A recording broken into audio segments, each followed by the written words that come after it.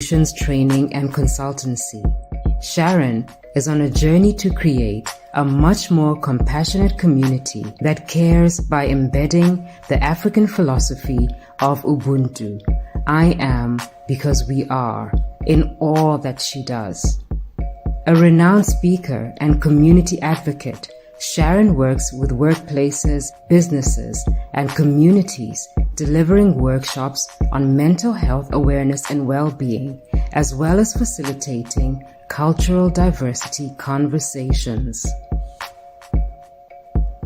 She also works for the Queensland Government as a strategic policy and program lead for mental health community support programs delivered by non-governmental organizations.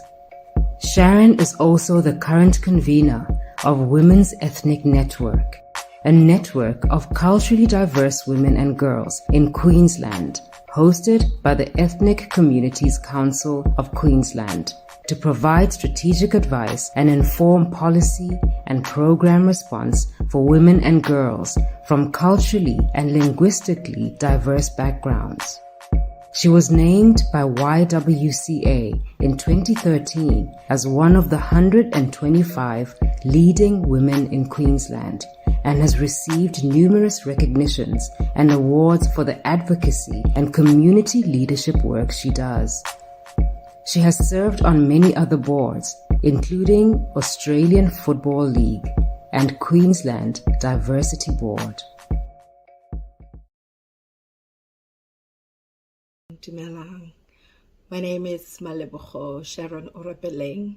Asametse kala ya tsibitsile a shebanang a botlhoko a ditlhabi a botlhoko a mogajana a thito ya mosadi a tlala. Ke namane ena magadi ya tholo a Motswana based in Australia, specifically here in Queensland, in Brisbane.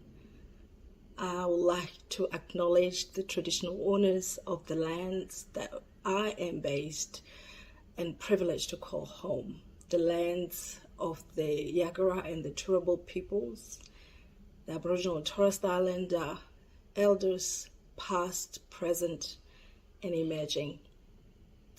I would also like to recognize the lands wherever you are joined in and the owners of those lands that you've joined in today for this incredible day one of the Global Education Summit, Scholarship Summit, GESSA as we're calling it.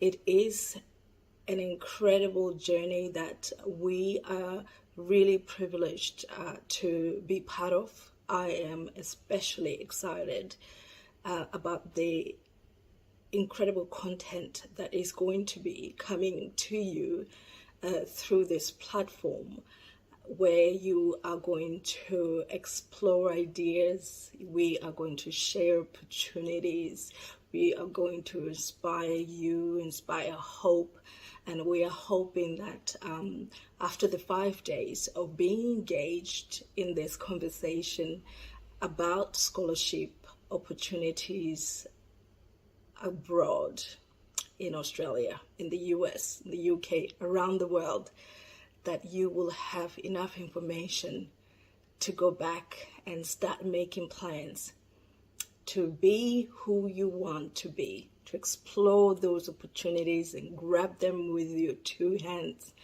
and do what you need to do in order to participate in this global, incredible global opportunity. Education is a journey of self-discovery. I remember as a small girl in Hebron, in the southern part of Botswana, where I grew up, going to Marojane Primary School. I remember books were my favorite things. I used to read and immerse myself and dream of lands beyond my reach. And I knew at that time that it was through ability to learn new things, ability to grow myself through reading, through learning, that I would be able to go somewhere and do something I was 19 years old when I was afforded that opportunity through a scholarship from Botswana government to get on that plane bound to Australia, bound to this southern land with a dream and the hope to be someone through education. And as I navigated my way through the years of a student, an international student, in a number of different universities. Here I started La Trobe University, then in Melbourne, then went to Bond University on the Gold Coast. It was that opportunity, the honor to be able to grab those opportunities that were provided to me to become who I am today. The person who's able to give back to my community here in Australia, to also to the community around the world, as well as at home in Botswana. The work I do in mental health crosses boundaries, crosses borders, crosses nations. And it is because I was afforded that opportunity through a scholarship in education to do what I needed to do and to be who I am today. So through the GESSA Summit, I am hoping to beat the drum loudly for Australia, because Australia has been my home now for over 20 years. I want the opportunity that I have been afforded to also be a possible opportunity for your child, for you, your child, your nieces, your nephews, your neighbors, the people in your community. It is for those reasons that I am here and part of the GESSA Summit.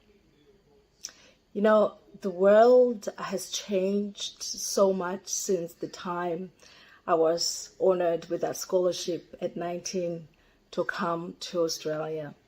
I know now in my country, Botswana, it is not a norm that many can be afforded that opportunity now to travel overseas to go and study.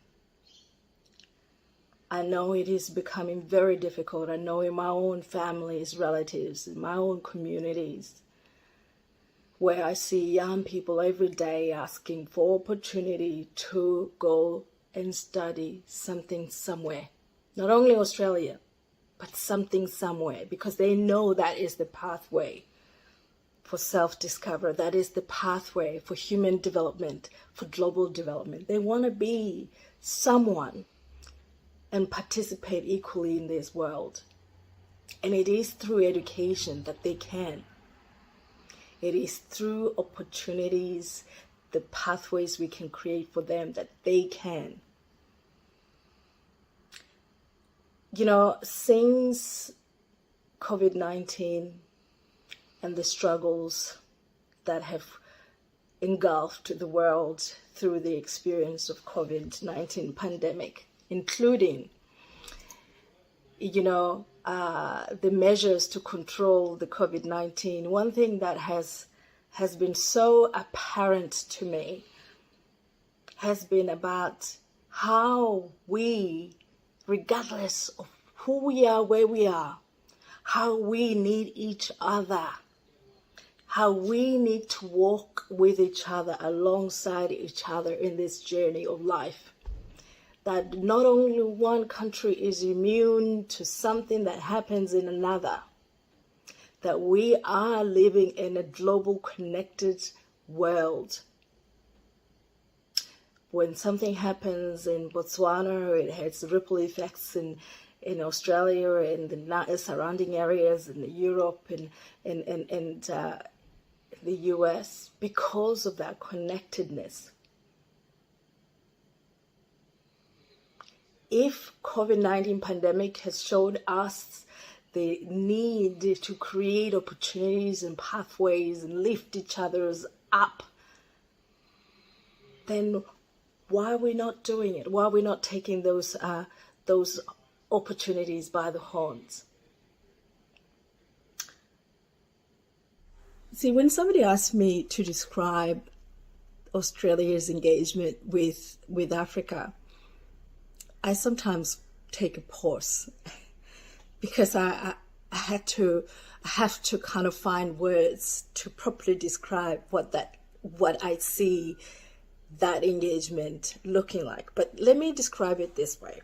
It's like a stop, start, stop, skoro push, skoro type of relationship and engagement. There are moments where there is hope and there is excitement and things are happening. Then there's a change of political vision, a change of political climate, perhaps, where then there is a lack of clarity. The engagement is not sustained. It's more at a micro level. There is no bigger vision and framework that guides that type of engagement. And it's been like this for quite some time. Now, I am hopeful for the future because I've seen how things have happened in the past. It requires leadership. It requires a leadership from the top, from the federal government, that recognizes the value of Africa. Africa already has a value to Australia. We do know that currently Africa has provided opportunity for Australian companies who may continue to reap the rewards of that engagement with Africa. I know that it's estimated that over 40 billion is invested annually in Africa. The majority of that is in mining. There are over 170 companies that are listed in Australian Stock Exchange that are currently operating in more than 35 countries in Africa. More than 700 operations of extraction, mining, equipment, technology services operating in Africa. So Africa has a value to Australia.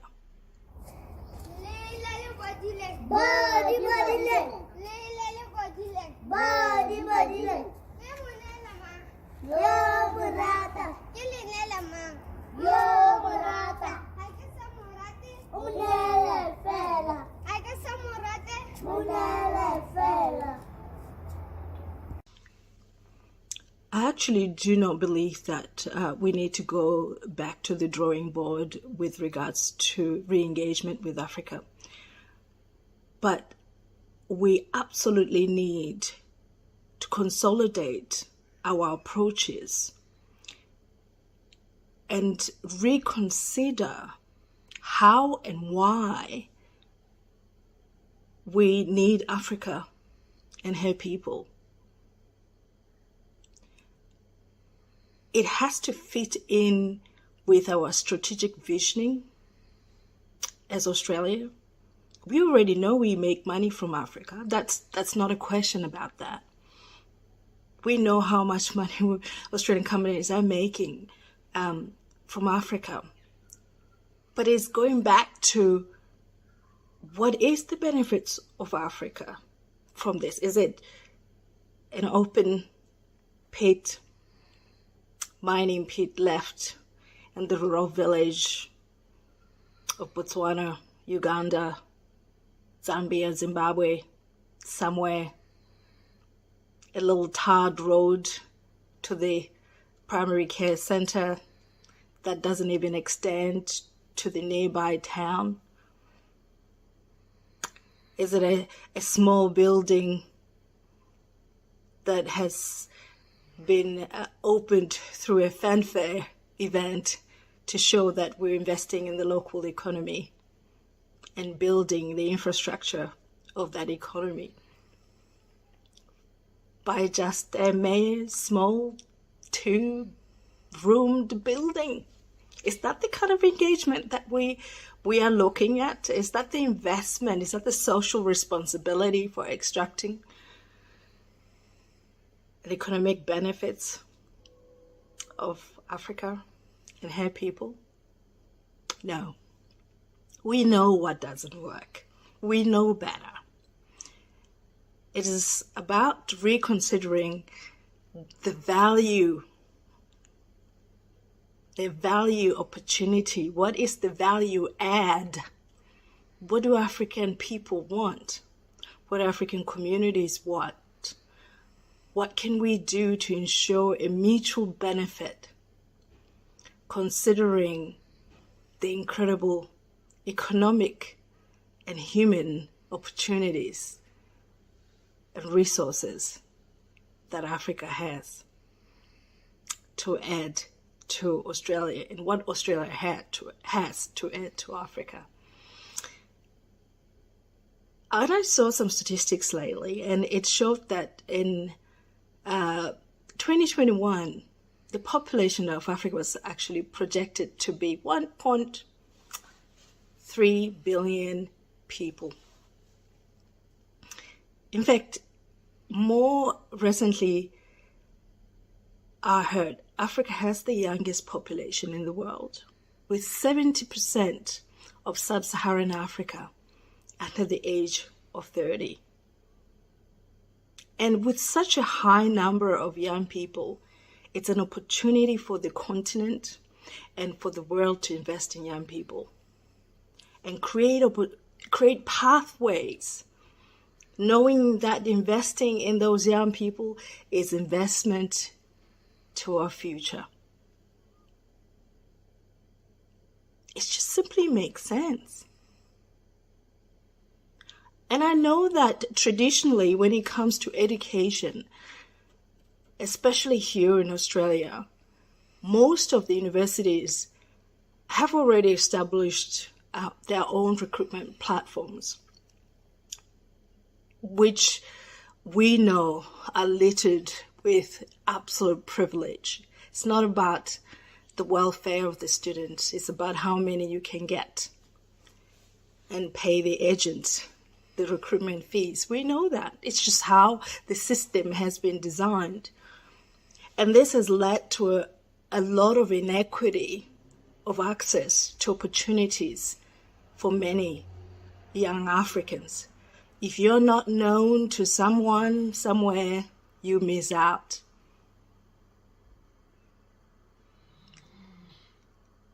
So we want to be able, through this next 5 days with the GESSA Summit, we want to seriously address this inequity in information access, to provide a platform for you as an African child, your families, your supporters, to the corporate Africa, to the corporate Australia and the world,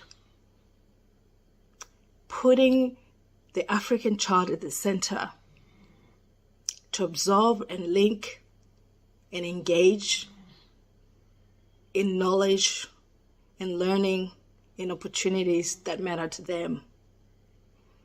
For them to know that it is possible to connect further with the world and go and learn and come back and create those opportunities in Africa and contribute to the African growth.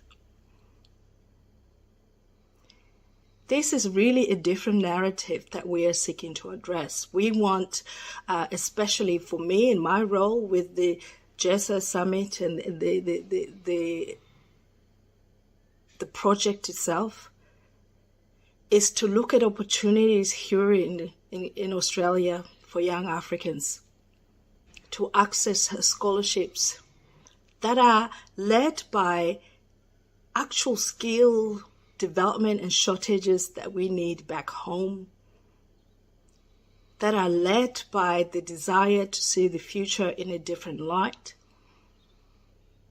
that are led by the respect and value of what that young person actually brings to the table when they land here on these shores. They are not just a money bag. They fill the critical workforce shortages while they are studying for that degree or that college certificate. They are the ones who will be driving a taxis. They are the ones who are in our restaurants serving us.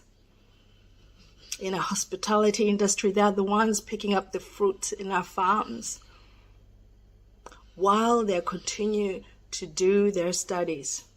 They have value. And as we prepare for Brisbane 2032 here in Queensland, the Olympic Games, the global spotlight as it comes to shine on our home, Brisbane, we want to be able to engage as many people across the world as possible to help us prepare us to host Brisbane 2032. And what an incredible opportunity will it be for young Africans to come here and study here in our state while also engaging in the workforce to help put together the world's most glorious games and be part of that circle, part of that history-making event.